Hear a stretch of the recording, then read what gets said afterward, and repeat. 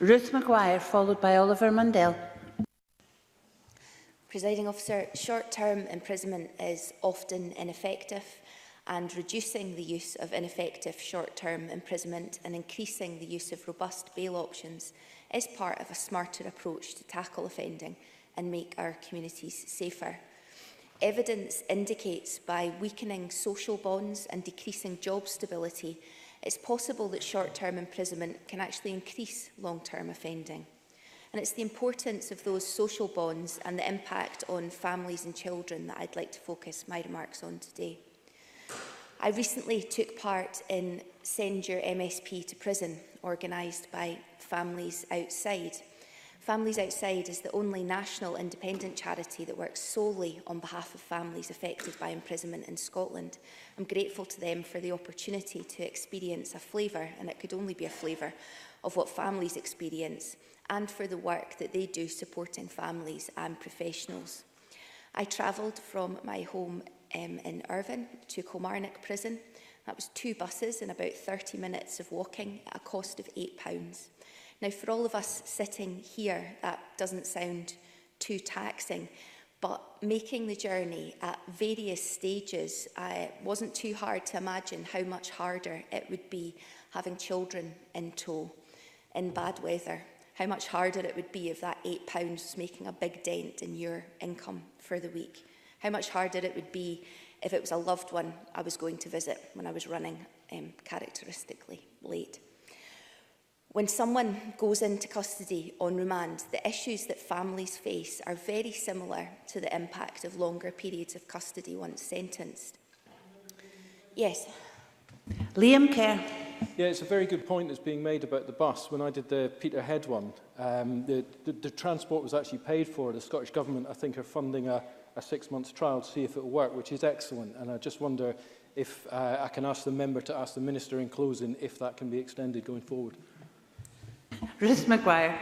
I'm sure that the Minister heard the member there. Even for short periods of custody on remand, families will experience considerable stress, especially where procedures are unfamiliar and outcomes are unknown. The impact on physical and mental health and well-being of those things are obvious. It may be their income, it may put their income and housing at risk, especially if that's been previously unstable. And the potential breakdown in trust can, of course, lead to division within families and breakdown of family relationships, something likely to have a longer duration than the period of remand. Explaining custodial remand to children was obviously difficult, and younger children will be unlikely to draw a distinction between imprisonment for sentence and imprisonment for remand. Children who've witnessed an arrest will be particularly traumatised, and the publicity and stigma surrounding a person's arrest and custodial remand can potentially leave a lasting suspicion from family, friends and neighbours, even if the person is not convicted. For the person in prison, their experience in the first 24 hours of custody can be crucial to how they cope, especially in terms of risks of suicide. Visits from family can help alleviate stress and depression amongst prisoners, but prison visits can be particularly challenging for families during the period of remand. Families Outside told me that when someone is in prison on remand, families are allowed to visit daily for half an hour a day. Families will want to make these visits. Of course they'll want to make them. We all would if someone we loved was remanded.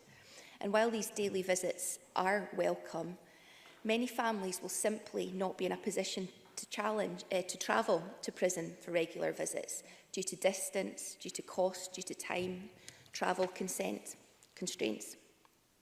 From the neighbouring town, my journey was nearly 2 hours and £8. And I know from constituency casework of families having to make much longer, more expensive journeys. And I also know the heartache experienced when they're simply unable to make those visits because of distance or finance. The Justice Committee took powerful evidence about the impact of placing a person on remand. Concerns included a lack of information about court procedures, loss of trust and breakdown in relationships, impact on physical and mental health, and worries about what to tell children. Families of offenders or alleged offenders are not guilty. Children of offenders or alleged offenders are not guilty. I want to acknowledge the many folk doing good work in this area, and in particular mention and give grateful thanks to Families Outside, East Ayrshire Play Motivators, Centre Stage and the prison officers who I saw firsthand doing their very best for families and children visiting Kilmarnock Prison. Parental imprisonment is recognised as an adverse childhood experience, and acknowledging and that childhood experience can in itself lead to offending behaviour. Presiding Officer, I recognise that bail decisions are of course a matter for the courts, and in closing say that I welcome the Scottish Government's commitment to reducing the high rate of imprisonment in Scotland. But we must never forget that the families of offenders or alleged offenders are not guilty. We must never forget that the children of offenders or alleged offenders are not guilty. And if we aspire to become a trauma-informed nation that breaks cycles of harmful behaviour, then all of us must do absolutely everything in our power to minimise the disruption and upset in children's lives when a parent offends, quite simply because that's the right thing to do. Thank you.